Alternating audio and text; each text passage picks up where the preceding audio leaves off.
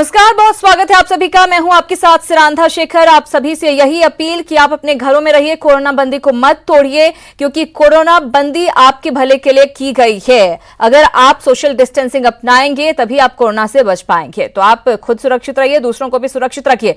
और इस बीच झारखंड में कोरोना संकट की बात करेंगे, लेकिन सबसे बड़ी खबर बिहार से मिल रही है। बिहार में 19 और नए संक्रमित मरीज कोरोना के मिले हैं। 19 पॉजिटिव में बक्सर के 12 मरीज बताए जा रहे हैं। आज एक दिन में सबसे ज्यादा 40 मरीज कोरोना के बिहार से सामने आ चुके हैं। बिहार में मरीजों का आंकड़ा अब 216 पर पहुंच गया। तो बड़ी खबर बिहार से आपको दे रहे हैं। हम आपको बता दें, लगातार तेजी से बिहार में आंकड़ा बढ़ता हुआ 216 पर अब कोरोना पॉजिटिव मरीजों का आंकड़ा पहुंच गया है। और चलिए अब जान लेते हैं कोरोना को लेकर झारखंड से क्या कुछ अपडेट सामने आ रही है। झारखंड में कोरोना के 57 केस अब तक सामने आ चुके हैं। हम आपको बता दें कि देवघर भी अब इससे नहीं बचा है और एक और मरीज यहां पर सामने आ चुका है देवघर में। उसके बाद प्रशासन सख्त हो गया है। हिंदपीढ़ी में सुरक्षा पर प्रशासन पूरी तरह से अलर्ट है, क्योंकि हॉटस्पॉट हिंदपीढ़ी बना हुआ है। 37 चेक पॉइंट, 3 ड्रोन कैमरे से यहां पर नजर रखी जा रही है सारे चेक पॉइंट्स पर। हिंदपीढ़ी पर हाईकोर्ट में सुनवाई चल रही थी, जो कि आज अधूरी रही है, कल फिर होगी। रिम्स में पॉजिटिव मिली है एक गर्भवती महिला, जिसके बाद जो कर्मी है वहां पर, रिम्स के 24 कर्मी जिन पर संक्रमण का खतरा मंडरा रहा है। रिम्स में 1000 से ज्यादा सैंपल की जांच अभी लंबित है, उसकी रिपोर्ट आनी बाकी है। गढ़वा में मरीज मिलने के बाद पूरा इलाका अब सील कर दिया गया है। और अब खबर ये है कि टीएमएच जमशेदपुर में कोरोना की जांच की जाएगी। और अब आपको झारखंड के मैप के जरिए बताते हैं कि कोरोना प्रभावित जिलों और उनके मरीजों की संख्या कितनी है। झारखंड में कोरोना मरीजों की संख्या 57 हो गई है। अब तक रांची में 35, बोकारो में 10 और हजारीबाग में 3 मरीज मिले हैं, जबकि देवघर में एक और मरीज मिलने से यहां कुल 2 कोरोना केस हो गया है। वहीं धनबाद और सिमडेगा में भी 2-2 मरीज मिले हैं। तो कोडरमा, गिरिडीह और गढ़वा में अब तक 1-1 केस सामने आया है। इसके साथ ही राज्य में अब तक कोरोना से 3 लोगों की मौत हो चुकी है। झारखंड में अब तक मरीजों की संख्या 57 तक पहुंच गई है। पिछले 5 दिनों की अगर बात करें तो झारखंड में पिछले 5 दिनों में 20 मरीज सामने आ चुके हैं। इससे पहले 31 मार्च को झारखंड में पहला कोरोना संक्रमित मरीज मिला था। ऐसे में अप्रैल महीने में अब तक झारखंड में 56 केस सामने आ चुके हैं। इनमें से 3 मरीज की मौत हो चुकी है, जिसमें रांची के 2 जबकि बोकारो के 1 मरीज की मौत हुई है। उधर देवघर में कोरोना वायरस ने दूसरी बार दस्तक दे दिया। आज यहां दूसरा कोरोना संक्रमित मरीज मिला है। सारवा प्रखंड से ही दूसरा मरीज मिला है। इससे पहले इसी प्रखंड से जिले का पहला केस सामने आया था। दोनों का इलाज अब कोविड डेडिकेटेड अस्पताल में चल रहा है, यानी कि अब देवघर में कुल मामले जो हो गए हैं, 2 मामले हो गए। रांची के हिंदपीढ़ी में कोरोना बंदी के दौरान हो रहे नियमों के उल्लंघन पर हाईकोर्ट में आज आंशिक सुनवाई हुई। कोर्ट में राज्य सरकार और रांची डीसी एसएसपी की ओर से रिपोर्ट दाखिल की गई, जिस पर कल फिर सुनवाई होगी। इधर महाधिवक्ता आवास पर रांची डीसी एसएसपी ने हिंदपीढ़ी मामले में दाखिल रिपोर्ट पर चर्चा की। आपको बता दें कि हाईकोर्ट ने इस मामले में पिछले दिनों स्वतः संज्ञान लिया था, जिसकी लगातार कॉन्फ्रेंसिंग से सुनवाई की जा रही थी और ये सुनवाई अभी जारी रहेगी। इशू पे जो लॉकडाउन का ही जो मैटर है जो चल रहा है, इस पर आज सुनवाई नहीं हुई, वो कल पे चला गया है। कल पे हुआ हियरिंग होगा। वजह ये प्लीडिंग्स कंप्लीट नहीं थे। उस प्लीडिंग्स लोगों का जो हमने फाइल किया था और लोगों को नहीं मिला था, उनके प्लीडिंग्स हमें नहीं मिले थे। सबको आपस में एक बार देख लेने के लिए एक्सचेंज करने के बाद ये कल पे सुनवाई होगा। एक केस ऑफ फेस मास्क और सैनिटाइज़र के जो इशू पे था, तो कि मार्केट में अवेलेबल नहीं है या ज़्यादा दाम पे बिक रहा है कहीं, तो उसके उस इशू पे वो 29 तारीख को वो केस सुनवाई होगा। रांची के हिंदपीढ़ी इलाके में लगातार कोरोना पॉजिटिव मिलने की वजह से प्रशासन कंटेनमेंट जोन की सुरक्षा को लेकर रणनीति बनाने में जुटा है। हिंदपीढ़ी में अब तक 37 चेक पॉइंट्स बना दिए गए हैं। वहीं सीसीटीवी से भी चेक पॉइंट पर निगरानी रखी जा रही है। राजधानी में अब तक कोरोना बंदी को लेकर 200 केस दर्ज किए जा चुके हैं। वहीं हिंदपीढ़ी के 4 मोहल्लों पर पुलिस प्रशासन की पैनी नजर है, जहां विशेष एहतियात बरती जा रही है। रांची एसएसपी ने भी साफ किया कि कोरोना बंदी का उल्लंघन करने वालों पर अब गैर जमानती धारा के तहत कार्रवाई की जाएगी। वहीं जो लोग अब तक हिंदपीढ़ी से बाहर गए हैं, उन पर भी मामला दर्ज किया गया है। हिंदपीढ़ी में खासकर जो मैं आपको व्यवस्था बता देना चाहता हूं, 37 सीलिंग पॉइंट्स बनाए गए हैं ताकि कोई भी व्यक्ति हिंदपीढ़ी से बाहर अनाधिकृत रूप से ना पाया जाए। पूर्व में जितने भी लोगों की सूचना मिली है हिंदपीढ़ी से बाहर निकले हैं उनके ऊपर प्राथमिकी दर्ज की गई है। हमारा ये प्रयास है कि यहाँ पे जो केसेस पाए गए हैं, जिन एरियाज़ में पाए गए हैं, 4 ऐसे प्रमुख वहाँ के पॉइंट्स हैं जहाँ पे सबसे ज़्यादा केसेस पाए गए हैं। वहाँ पे किसी तरह का वायलेशन ना हो, वहाँ पे लोग ना निकले, और जितनी भी खाद्यान्न सामग्री या मेडिकल टीम्स या सैनिटेशन वर्कर्स जा रहे हैं, सब पुलिस की सुरक्षा में जा रहे हैं। 4 डीएसपी स्तर के पदाधिकारी वहाँ पे कंट्रोल रूम में रहते हैं, जो अलग अलग टीम्स के साथ समन्वय स्थापित कर वहाँ पे लोगों को भेज रहे हैं। कोरोना हॉटस्पॉट के रूप में उभरे हिंदपीढ़ी से एक और गर्भवती महिला के कोरोना पॉजिटिव पाए जाने का मामला सामने आया है। कोरोना पॉजिटिव पाई गई महिला की डिलीवरी बीते 21 अप्रैल को रिम्स में कराई गई थी। अब जब महिला की कोरोना रिपोर्ट पॉजिटिव आ गई है, तब रिम्स के करीब 2 दर्जन से अधिक डॉक्टर्स, पैरामेडिकल कर्मी के साथ ही नर्सों और गार्ड पर संक्रमण का खतरा बढ़ गया है।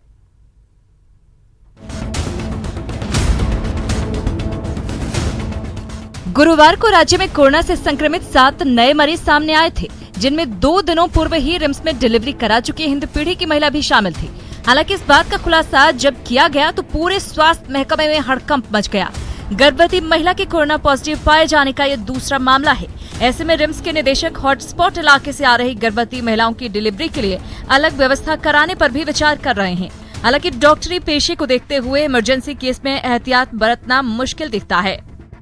जो मरीज इलाज कराने आ रहे हैं, जैसे मान लीजिए कि जो सिजेरियन ऑपरेशन है उसका हुआ है, तो सिजेरियन के लिए कभी कभी ऐसी इमरजेंसी स्थिति होती है कि तुरंत उसका 10 मिनट के अंदर में सिजेरियन करना है, बेबी को बचाने के लिए, मरीज को बचाने के लिए।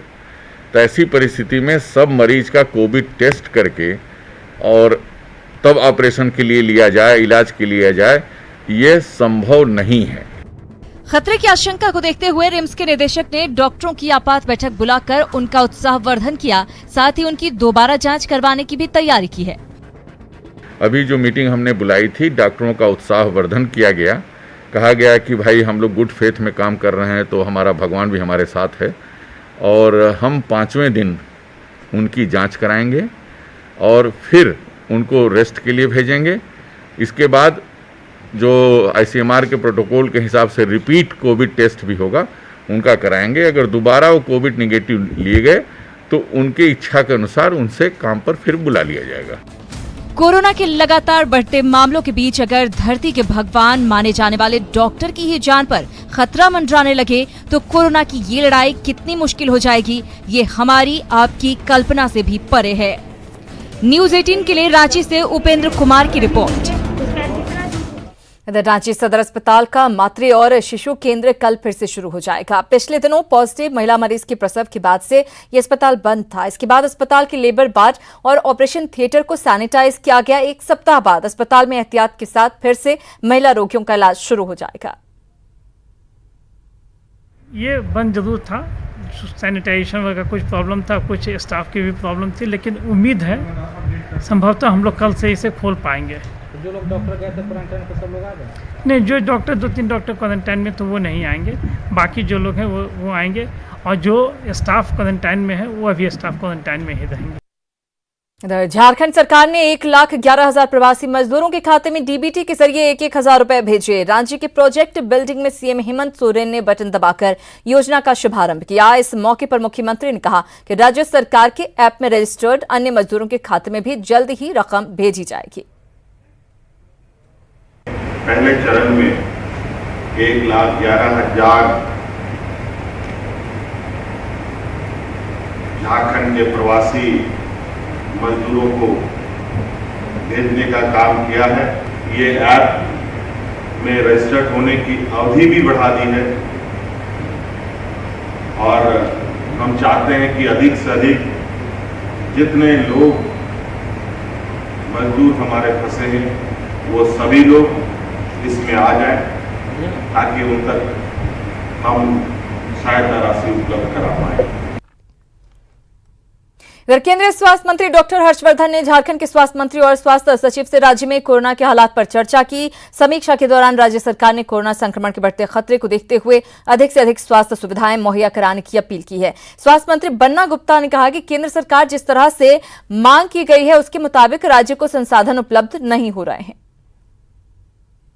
हर्षवर्धन जी और केंद्रीय स्वास्थ्य राज्य मंत्री अश्विनी चौबे जी के साथ जो है वीडियो कॉन्फ्रेंसिंग के माध्यम से हमने उनसे प्रार्थना किया कि ये वीडियो कॉन्फ्रेंसिंग होता है मंत्री जी, और वीडियो कॉन्फ्रेंसिंग होने के बाद इसका कोई आउटपुट नहीं निकलता है, क्योंकि हम लोग लगातार 300 वेंटिलेटर की मांग कर रहे हैं और 300 वेंटिलेटर में हम लोगों को अभी तक 0 वेंटिलेटर मिला, एक भी नहीं मिला है। हमने मांग किया था N95 1,20,000, हमको 10,000 मात्र मिला है और हमने मांग किया था थर्मो स्कैनर, वो थर्मो स्कैनर हमको 0 मिला है। धनबाद सदर अस्पताल में क्वारंटीन किए गए जमातियों ने खिचड़ी नहीं खाने को लेकर हंगामा कर दिया। बताया जा रहा है कि डीसी के आदेश के मुताबिक अस्पताल में क्वारंटीन किए गए लोगों को खाने में खिचड़ी देनी है, लेकिन जमातियों ने बाहर से खाना मंगाकर खाने की बात कहकर हंगामा शुरू कर दिया। बाद में एसएसपी के समझाने के बाद मामला शांत हुआ। जमातियों को खिचड़ी नहीं है पसंद, तो क्या जमातियों को बिरयानी चाहिए?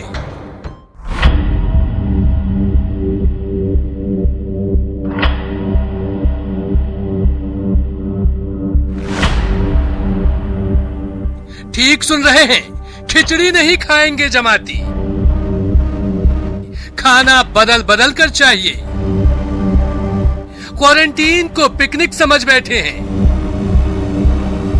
नए मेन्यू की लिस्ट चाहिए जमातियों को, क्योंकि बैठे बैठे जीभ पतली हो गई है। धनबाद सदर अस्पताल के फार्मासिस्ट और इंचार्ज कोविड-19 श्याम सुंदर की जुबानी सुनिए। अस्पताल के क्वारंटीन सेंटर में आराम फरमा रहे 60 जमातियों की लपलपाती और चटोरी जीभ बहक रही है। खाने का कुछ मामला हुआ था ऐसे, खाने का तो सुबह में नाश्ता में जैसे पूरी सब्जी मिल रहा था, दोपहर को फ्राइड राइस था, रात में रोटी सब्जी, पर इधर कुछ लोगों को कुछ पसंद नहीं था तो खिचड़ी में चेंज किया गया। लेकिन ऐसा कुछ नहीं है कि सबको कंप्लेन किए खिचड़ी नहीं चाहिए। कुछ लोगों का कहना खिचड़ी नहीं, बार बार डेली खाना खिचड़ी तीनों टाइम ठीक नहीं है। ऐसा तो 2 दिन से ही खिचड़ी आ। हंगामा तो जितना था ऊपर में आपको 129 हंगामा किया था लोग, सब हंगामा कर रहा था। तबलीगी वाला का क्या रोल था इसमें? तबलीगी वाला रोल तो वो सब ऊपर से नीचे दौड़ के आ रहा था, हंगामा कर रहा था। एसपी साहब नहीं डांटते या ये नहीं करते, अपना बल नहीं दिखलाते तो उन लोग नहीं मानते।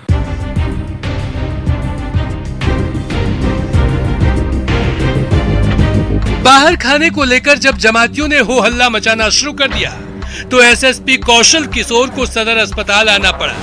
अब तक खिचड़ी ठंडी हो चुकी थी, लेकिन मामला गर्म था। एसएसपी के कड़े रुख को देखकर जमाती वार्ड में चले गए, हंगामा बंद हो गया। कोरोना बंदी में धनबाद के कई इलाकों में छुपे थे जमाती। तबलीगी जमात से जुड़े लोगों को सदर अस्पताल लाया गया। कोरोना वायरस को लेकर सभी जमातियों की कराई गई जांच। जमातियों की सैंपल टेस्ट रिपोर्ट आई नेगेटिव रिपोर्ट आने के बाद भी जमातियों से मस्जिद ने मुंह मोड़ा। जमातियों के रहने देने पर मस्जिद प्रबंधन ने मना कर दिया। आखिरकार प्रशासन को जमातियों को क्वारंटीन करना पड़ा।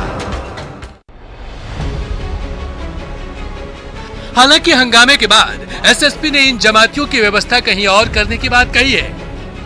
पॉलिटेक्निक हो, निरसा पॉलिटेक्निक हो, ऐसी स्थानों को हम लोगों ने 3-4 जगहों को चिन्हित किया है, जहां पर कि वैसे लोग जिनके क्वारंटाइन अवधि पूरी हो चुकी है, जिनमें किसी भी प्रकार का कोई भी संक्रमण का साक्ष्य मौजूद नहीं है, और जो दूसरे राज्य के रहने वाले हैं, जो किसी भी स्थिति में अभी छोड़ करके नहीं जा सकते, तो वैसे लोगों को कम से कम हम लोग उन जगहों पर रखें। जमातियों की रिपोर्ट निगेटिव जरूर आई है, लेकिन देश भर में मचे कोरोना कोहराम को पॉजिटिव बनाने में तबलीगियों ने कोई कोर कसर नहीं छोड़ी।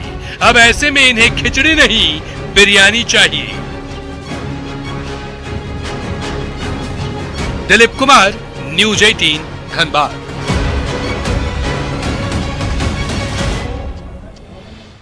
तो धनबाद के सदर अस्पताल में क्वारंटाइन किए गए तबलीगी जमात से जुड़े 50 लोगों को शुक्रवार की शाम को सुरक्षा के बीच निरसा स्थित पॉलिटेक्निक में भेज दिया गया। सभी 50 तबलीगी में कुछ अभी भी कोरोना संदिग्ध हैं। दरअसल मिले खाने में खिचड़ी को लेकर सभी ने हंगामा किया था। हालांकि एसएसपी ने मामले को शांत करा लिया था। जानकारी के मुताबिक अभी निरसा भेजे जा रहे तबलीगी में कई की रिपोर्ट नेगेटिव आई है। जिनको क्वारंटाइन किया गया था उनको जिनका क्वारंटाइन पीरियड पूरा हो गया है और इनमें से अधिकांश का रिपोर्ट आ गया है। हम लोग निरसा पॉलिटेक्निक भेज रहे हैं। कुल कितने लोग हैं? कुल अभी 50 आदमी को भेजा जा रहा है। इन लोगों का रिपोर्ट आ गया है? हाँ, संभवतः अधिकांश का आ गया है। जिसका जिसका नया सब यहीं है और बाकी बात सब भेजा जा रहा है। और कोरोना से लड़ रहे देश को बचाने के लिए प्रधानमंत्री नरेंद्र मोदी जहां तेजी से फैसले ले रहे हैं, वहीं देश की जनता के मर्म को समझने के लिए अपने पुराने संपर्कों को भी टटोल रहे हैं। आज ऐसा ही एक कॉल जमशेदपुर के जुगसलाई में रहने वाले आरएसएस और जनसंघ से नाता रखने वाले महेश चंद्र शर्मा को आया। पीएम मोदी और महेश चंद्र शर्मा के बीच क्या बातचीत हुई, जरा आप भी सुनिए। महेश जी प्रणाम। प्रणाम प्रणाम। कैसे हो? ठीक है सर। बस ऐसे ही फोन किया था, कोई काम नहीं था। मैंने कहा चलो, हाँ, देश संकट की घड़ी से गुजर रहा है तो पुराने लोगों से जिनके साथ काम किया है थोड़ा नमस्ते कर लूं। जी जी, बहुत मेहरबानी सर। स्वास्थ्य कैसा है जी? बहुत ठीक है सर, एकदम ठीक है। पार्टी के लिए लगे हैं? हाँ जी, कार्यकर्ता लगे हैं इन दिनों? एकदम लगे हुए, एकदम लगे हुए, पूरा लगे हुए। और हम लोगों को, गरीबों को खिलाने विलाने में भी लगे हुए हैं। क्या लोगों में से क्या आ रहा है जी? लोगों में अपना पक्ष आ रहा है कि बहुत अच्छा काम कर रहे हैं मोदी जी। तो इतना बढ़िया काम किए, मैंने आज तक कोई भी ऐसा प्रधानमंत्री नहीं हुआ जिसने ऐसा सोचा। तो कोई लोग थोड़ी तकलीफ होती होगी, लेकिन कोई नाराजगी नहीं है? नहीं, कोई नाराजगी नहीं है सर। तकलीफ तो होती है, लेकिन अब क्वारंटाइन में तकलीफ तो होगी कईयों का काम थोड़ा, लेकिन अब सब चीजें तो एक साथ सोची नहीं जा सकती ना। सब बातें तो दुनिया में जो हुआ है उसकी तुलना में तो हम देश को बचा पाए हैं। जी सर, ये क्वारंटाइन के चलते ही तो देश बचा है, नहीं तो बहुत हालत खराब हो जाती, बहुत हालत खराब हो जाती। और हमारे पास तो उतने अस्पताल भी नहीं है इतने। मैं यहाँ पर ऋषि भवन का अध्यक्ष हूँ। यहाँ पर मेरे पास भी मैंने अपने भवन को भी पूरा दे दिया क्वारंटाइन के लिए। ये बड़ा काम किया। हाँ जी, क्वारंटाइन के दे दिया। अभी भी इसमें 37 आदमी है, 37।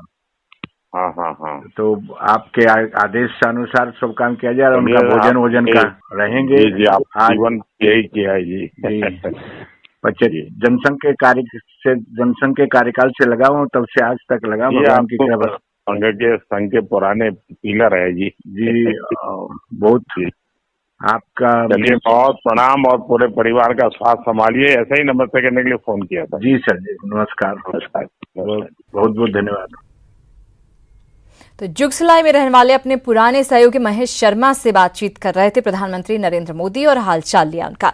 इधर कोरोना को लेकर कोई कंफ्यूजन ना रहे, लोगों को सही और पूरी जानकारी मिले, इसी वजह से न्यूज 18 ने कोरोना कंट्रोल रूम बनाया है, जहां पर हम दर्शकों के मन में उठ रहे सवालों के जवाब अपने एक्सपर्ट और डॉक्टर के जरिए देने की कोशिश कर रहे हैं। इसी कड़ी में आज हमारे साथ कानपुर से जुड़ी डॉक्टर मोनिका सचदेवा, जिन्होंने सवालों के जवाब दिए और सभी की आशंकाओं को दूर किया।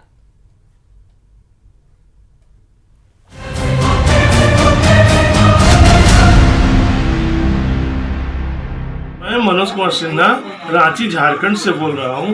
मैं ये जानना चाहता हूं, क्या योग और एक्सरसाइज करने से कोरोना की बीमारी से बचा जा सकता है? मेरा नाम श्रीनिवास है और मैं उदयपुर से बात कर रहा हूं। मेरा सवाल ये है कि क्या योग और एक्सरसाइज करके कोरोना जैसी बीमारी से बचा जा सकता है?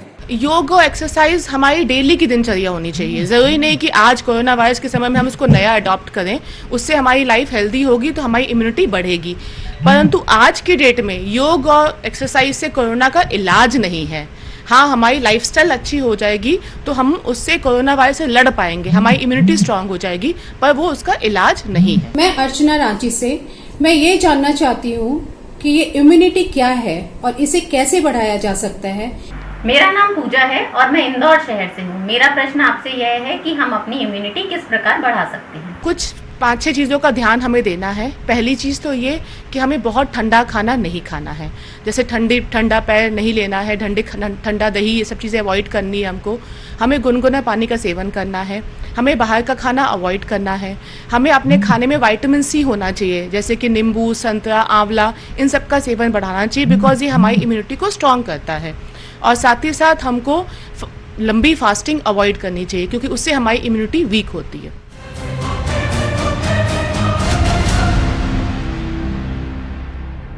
और इसी के साथ इस बुलेटिन में